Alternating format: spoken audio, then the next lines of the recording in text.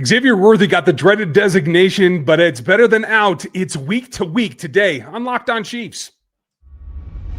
From the land of the free and the home of the Chiefs, this is the Locked On Chiefs podcast. Welcome in, Chiefs Kingdom. Thanks for making us your first listen here on the Locked On Podcast Network. Your team every single day. We are Locked On Chiefs 5 days a week, plus 6 last week, because, we always have to have a weird schedule, right? Because we're Chiefs fans. That's the way that it goes. We're going to have a great show for you. We appreciate you checking us out and subscribing and doing all those things. You can find my partner, Chris, over at KC Chiefs Corner. I'm over at NFL33.com and RGRfootball.com. My name's Ryan. If you don't know us, we've been doing this on this show for 9 years, podcasting for a few years beyond that, and covering this team for a little bit beyond that. So it's tough to take us by surprise, but a couple of things have, and we're going to get to them today. Xavier Worthy got a little bit of update from Andy Reid on him, nothing earth-shattering, but we'll break it down for you to start the show. We'll come back, and we're going to talk about Patrick Mahomes' performance and just what it means and how good it is.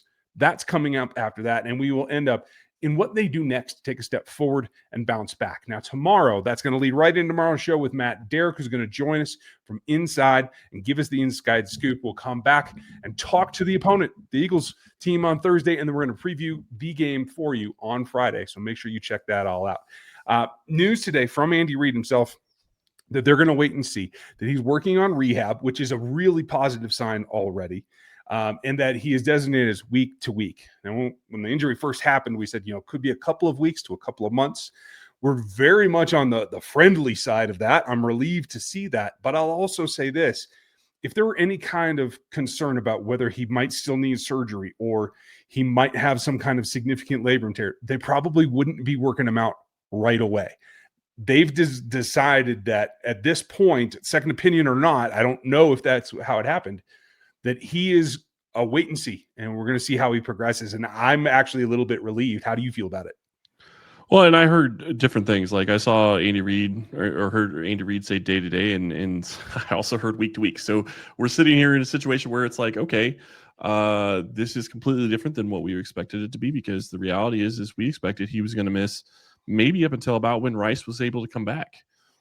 At this point, I don't think it's possible he plays this week, but I'm not going to throw it out that he plays before October at this point. Yeah. I don't know. I mean, it's surprising because it looked like a serious injury. It looked like something that could possibly require surgery. But now when they're talking about already starting rehab, that to me tells me that they think that it's not going, like, it still could require surgery after the season, but they're moving forward like he's going to be able to play, and probably play sooner rather than later. Yeah, and that's a relief. Now, it doesn't mean that you're going to have him full strength. I do believe with any dislocation, there's probably enough inflammation and things that he's going to be braced up. Just going to limit his extension, especially straight over his head. It's going to be a little bit of extra padding, I'm guessing, which might restrict his motion a little bit too. But quite frankly, that's also probably for the rest of the season, though. Like, right. It'll take some adjusting is my point. Yeah. Yeah. He's going to be braced for the rest of the season. So he's going to have to deal with it. And I mean, they're going to have to adjust what he does and how they do it. So it's going to be interesting. Yeah. I think catch point mechanics will shift a little bit. Mm-hmm. But quite frankly, the whole point of Xavier's game is getting it to him. Right. And as much as we would like to see, over the shoulder tracking, extension, right? It doesn't have to be extension over your head. He can be out front, which I do think even braced, he'll be able to still accomplish. So the deep ball, I think, is still going to be there. That's a theme for today, folks. We're going to give you some more of that. And as well is if you get it to him in small touches, like the run that they tried with him, I couldn't stand the play design because I think it takes all of his momentum away. But they'll do other things like that. And none of that requires any kind of crazy arm position or anything. So I don't think, as long as he's healthy and he can take a tackle, I don't think it's going to affect his game too drastically. Well, and it's getting the ball in space. So it's a question of, can you shift what you're doing with him to make it to where he's maybe catching the ball coming out of the backfield once or twice? I mean, it doesn't have to be all the time, but just change where he's going to be getting the ball, change how he's getting the ball and how they're attacking with him. And we talked about this yesterday. The other issue is he's going to have to realize that he's not going to be able to do some of the things that he's done in the past, like stretching out for a pylon, trying to score a touchdown. You have to take care of yourself. You have to be smart about your injury and try to just do the best you can with what you have. And the reality is that Kansas City needs him to play. So it makes sense that they're going to have him out there as soon as possible. It also makes sense that he wants to be out there because he realizes that, look at their schedule. I mean, they play the Eagles this coming week, which is going to be a tough game, and he's likely going to be out, and you're not going to have him or Rashee Rice, and you're sitting there going up against the previous Super Bowl champions. And yes, I will say this, the Eagles looked a little worse for wear, I guess, against Dallas to some extent, in some way, shape, or form, but you're still going to need firepower. And we have a lot to talk about when it comes to Mahomes and how they're going to be attacking and what they can do. But having Worthy out there maybe as soon as October comes around, maybe even sooner. I mean, we'll see. Saying day to day, saying week to week, and already starting the rehab process tells me that they think that they can get him back quickly. And I say what I said yesterday. He's young. That's also going to play to his advantage. It certainly does. The healing process is a little bit better when you're a little bit younger. I know that from personal experience. No comments, please. But the thing that becomes really interesting to me, and you just gave me an idea, getting him touches out of the backfield. There are ways to confound defenses. And I think this plays into how you want and need to utilize Brashard Smith as well, because you can do double motions and do a replacement effect, right? Brashard can run routes off the line of scrimmage, certainly out of the slot, right? So you have a little bit of variability there that maybe takes some of the physical pressure off of Xavier and gives a little bit more comfortable opportunity to Brashard Smith. Like, it's just another wrinkle to get him onto the field, because clearly they wanted to try it. I don't like the way they went about it, but I do think the concept of getting Brashard Smith going early in the season is a good one. Yeah, no, they absolutely need to, especially considering you're starting to lose weapons at this point. And the other issue, think back, and I want to be clear, I'm not trying to compare Xavier Worthy to Tyreek Hill. They're completely different players. I understand that. But think back about how they used Tyreek Hill. They used a ton in motion, going back and forth across the field. You can do that with Xavier Worthy because you're not going to be stressing his arm when he's running back and forth across the field. You can use that motion. You can use him, getting a running start to his advantage, because the other issue that you could run into with this is press coverage is going to be a little bit tougher when you're dealing with an injury like a dislocation. I mean, you're going to be braced. That's going to help, but it's still going to be a little bit tougher. Yeah, you're not wrong. And he's a tough dude. He played through a broken hand in college. So, I mean, it's not surprising to me that they think that he can maybe play through this. It's a little risky, but they know way more about the injury than we do. Yeah, I agree. And whatever you can do to get him to adapt, you'll be able to change a couple of those things. But one thing that will have to happen is it will have to still come from Mahomes, who is playing better in 25 by a good margin than he did in 2024. I'm going to tell you exactly why next. This show is brought to you by Supply House. When the opening whistle blows on a new repair, get your crew moving forward with Supply House. Order today and you'll get the parts on your doorstep tomorrow. Over 280,000 plumbing, HVAC, electrical items, and the most trusted brands in the business. Their real-time inventory and honest lead times keep you from punting projects, while their industry-leading customer service always has your blind side covered. If you need parts for that last-minute project, if you're trying to make a delivery date, or you're trying to be a game changer on game day, make sure that you have the parts that you need by going with them. Join the free Trademaster program today and score serious perks like priority shipping, lower prices, and dedicated support line. Visit supplyhouse.com to sign up for free and use the promo code SHCOLLEGE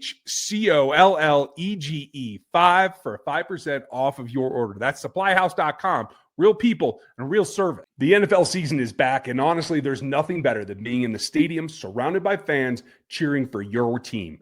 But let's be honest, getting tickets is a hassle. Between queues, login screens, prices jumping at checkout, it's really frustrating, and that's why I use Game Time, the app that gives you the advantage back to fans. Game Time is fast, easy, and backed by the Game Time guarantee. You'll always get 100% authentic tickets delivered every time at the best price, plus all the fees are included, so the price you see is the price you pay. I pull up Game Time anytime to get a couple of taps. I get amazing deals. I get to see where my seat is. I get to see my favorite NFL games for as low as $100. You can too. Download the Game Time app, create an account, and use the code LOCKEDONNFL for $20 off of your first purchase. Terms apply, but again, that's promo code LOCKEDONFL for $20 off. Swipe, tap, ticket, go. Download Game Time today.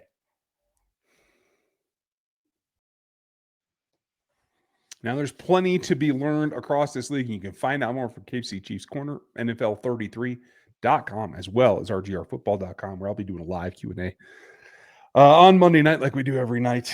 If someone was going to ask me what that game meant, there's one thing for the drama of Patrick Mahomes, for the horizontal body layout while throwing a pass, like gutting through those runs. But what stood out to you? I think there's one statistic that you really like to hone in on. Well, I think there's a lot of things that stick out to me, and you talk about that specific perpendicular throw. He just does things that you don't see other people try, and he's able to get things done that other people can't get done. And the thing that really sticks out to me is when you watch his performance, you start seeing reminiscent plays of things that he's done in the past. The perpendicular throw is reminiscent of the Tampa Bay Super Bowl throw that was incomplete. His throw that he got to Hollywood Brown was reminiscent of the play to Tyreek Hill against the Ravens, both on fourth down, both huge gains to get them in scoring position. Just phenomenal plays by him. But really looking at him and looking at his performance, it's just a matter of his time to throw. How much time is he taking? What's his ability to get the ball out, one, but also what's his ability to try to extend plays and use the line and use the blocking that he has? Because it looked like, at least from what I saw, the blocking was better this year than it has been in the past. I would say I agree with you. Yes, there were some mistakes. There was some inside pressure on Kingsley a couple of times. Josh had a couple of rough spots. Even Trey made a mistake or two. First game, I would call that. I wouldn't call it anything more significant than that. But when you compare what Patrick was able to do last season, and I want to go back, we talked about this before the show, but it's been an increase over the last 3 years running. So in 2023, for the season, his time to throw on average when kept clean was 2.35. So nearly 2.5 seconds when clean. When he was under pressure, he runs around and he does the thing. He held the ball 4 seconds and 7.17 in 2023. That's crazy. It improved last year in 2020, right?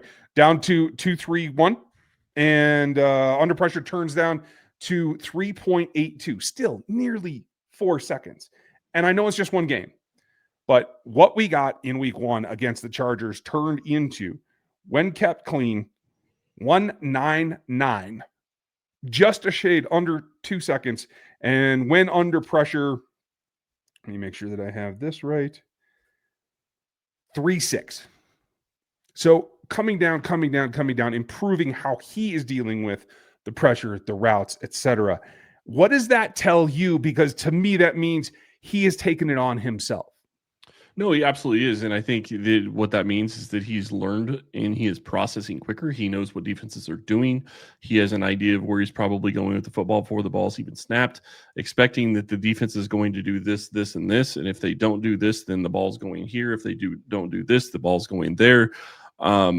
He's processing it a lot quicker. And I think that's what you see with some of these stats. But the other reality in this that is interesting to me is just watching him on the field. I did see at times he got sped up, because you're right. There were some bad losses by Kingsley. There were some mistakes by Josh Simmons. But the reality is that they're basically their first NFL game starting together. They're both basically rookies at this point. You're going to expect that they're going to have mistakes. It's not going to be perfect, but it was very encouraging to watch. Based on what I saw last year, I felt the cover. I felt the line protection for the most part was better than most of the time last year, even with the struggles that they had last year. Yeah. And part of that is Simmons. Part of it is, you're going to lose out when you're replacing Suamata'i or when you're replacing Joe Thuney with Suamata'i. I mean, you just can't. That's not going to be equal trade. And we've talked about that a lot already.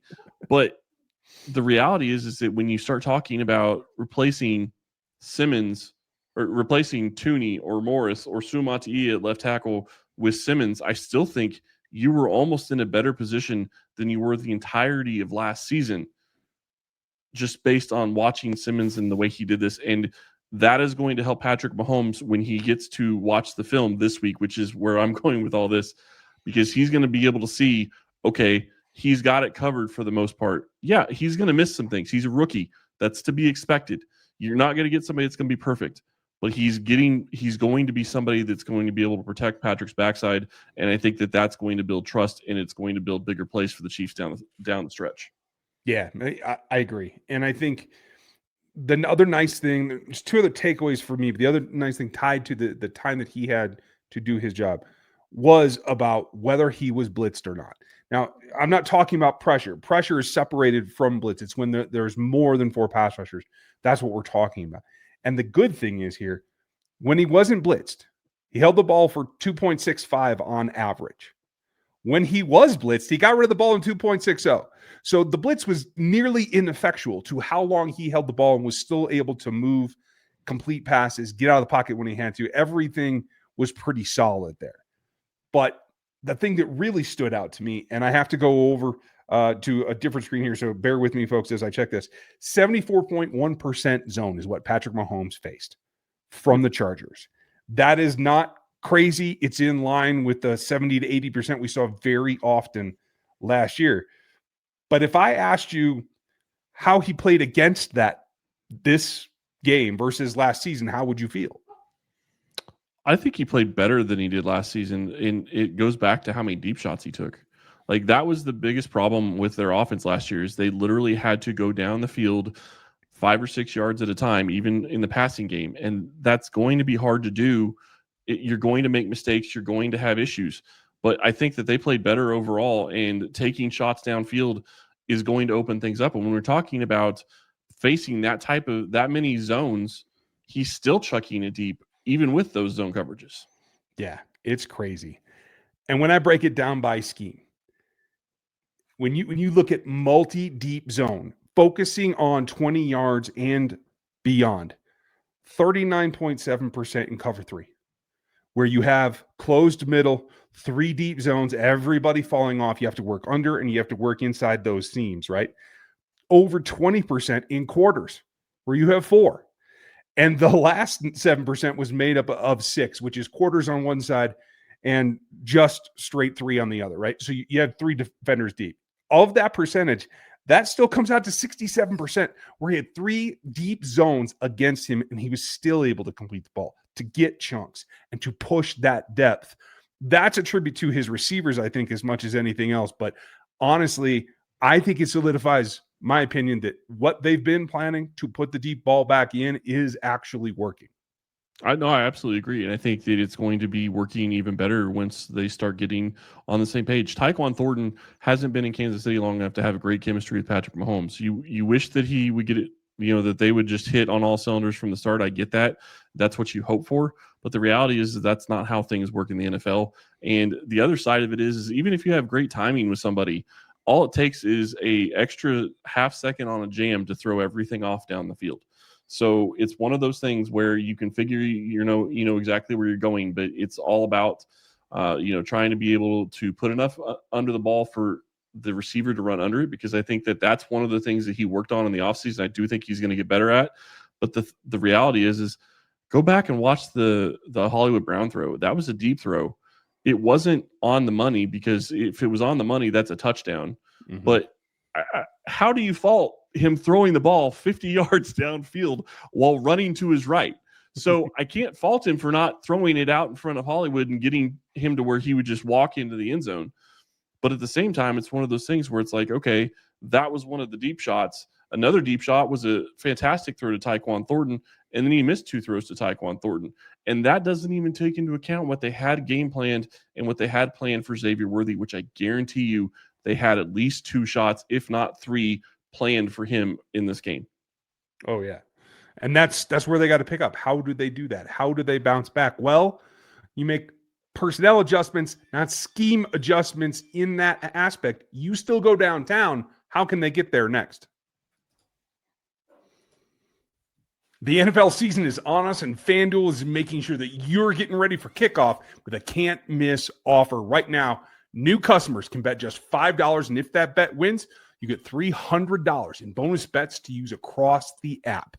I love using FanDuel because it's all in one place, and the app is super simple to get after.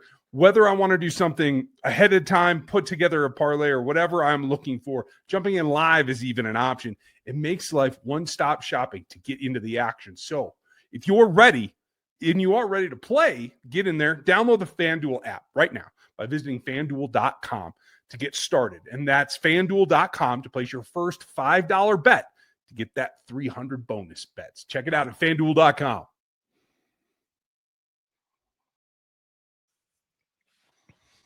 Getting it sorted out is something we're going to explore all week tomorrow with Matt Derrick.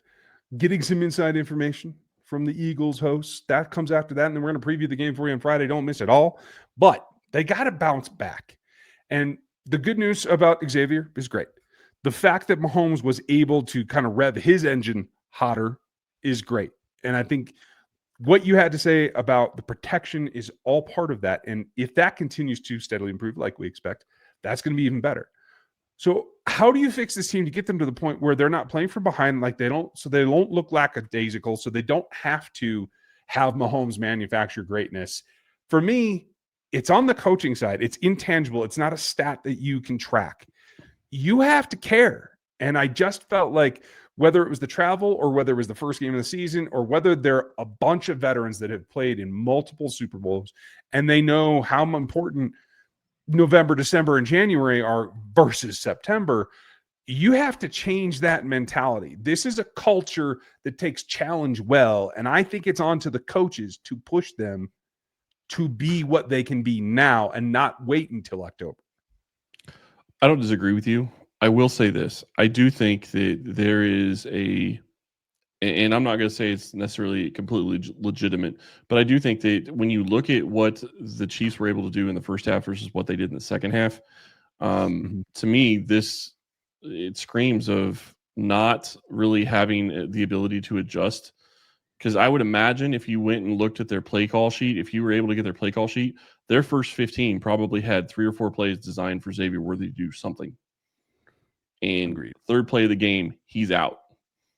And you don't have somebody that's able to step in and just replace him. He's not that. I mean, that's the reality of it. You have to make adjustments. You have to be able to do things differently. And I agree with you. The coaching staff has to be responsible for that. But I also think that if they're going to go through the season and they continue to lose players in the third snap, you're going to struggle as an offense. I mean, there's no real way to get in sync if you're continually losing players like that. So I do think that's a little bit of fluke, I guess, is what I would say. I agree with you. And there's no way that you can count for that. Their second half possessions ended like this: touchdown, field goal. Yep. You got it sorted. You were already behind too far to make it really effectual, because when you started the third quarter, you were down, what was it? 13-10? Yeah. So you already had to come from behind a little bit. Honestly, they're probably lucky to be there. Is if they can get it sorted in the second quarter, or God forbid they start hot and don't actually go behind, then they're going to be in much better shape. But I think that's not a physical issue. I think that's a mentality issue. And I think that it's difficult to keep saving for the playoffs. Yeah, no, you can't do that. You have to get in a rhythm. You have to continuously attack. And this goes back to what I've said for years. And honestly, if you go back to when Andy Reid became a coach, there was 20, I'm exaggerating a little bit, but let's say there's 20 different things that he drove you nuts. Like time management was one of them. He's mainly fixed that. There's been a lot of things over his coaching career in Kansas City he has fixed, but the one he hasn't is always attacking. He needs to get to a point where this offense is always attacking regardless of the score. And you know why that's so important? Because you're going to be playing teams like Baltimore and Buffalo. And you saw what happened in the Baltimore and Buffalo game. Baltimore got up. They were up 15 points going into the fourth quarter, and they lost. Yep. You cannot play lackadaisical, and you cannot play not to lose. You have to be attacking, and you have the best QB in the NFL. I don't care what anybody else says. You're the best QB in the NFL. He shows that he has the ability to do things. You need to use him as the weapon he is. Yeah, I agree with you. And I think that game in particular last night showed just how much of a battle and a slog this season is going to be. I think the defense in Buffalo right now, despite giving all those points last night, is playing better than the Chiefs defense. They have got to get that rounded into shape. Otherwise, that's going to be an absolute boat race that I don't know the Chiefs can keep up with. Not without being full force again. And yes, should have Reid back by then, Xavier back by then, knock on wood. Yeah.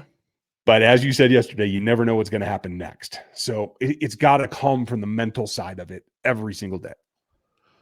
No, absolutely has to. And I think that the bigger thing here, when you start looking at how the NFL season is playing out, Kansas City is 0-1 in the AFC West. They're in last place in the AFC West because every other AFC West team won.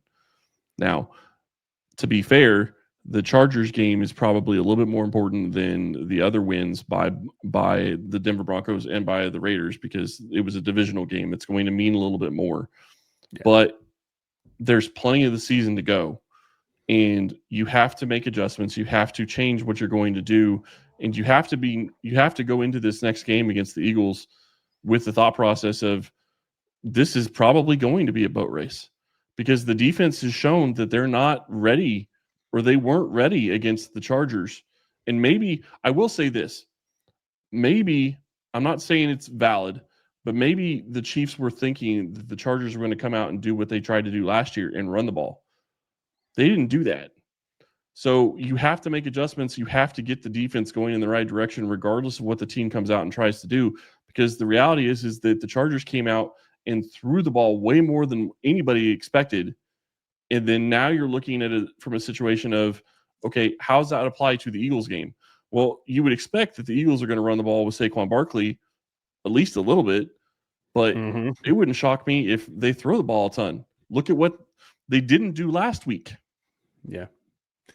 And that game plan is certainly something that, again, I will say it once again, and I may every week, you have to be able to be flexible, Andy. You cannot only game plan for one style of attack.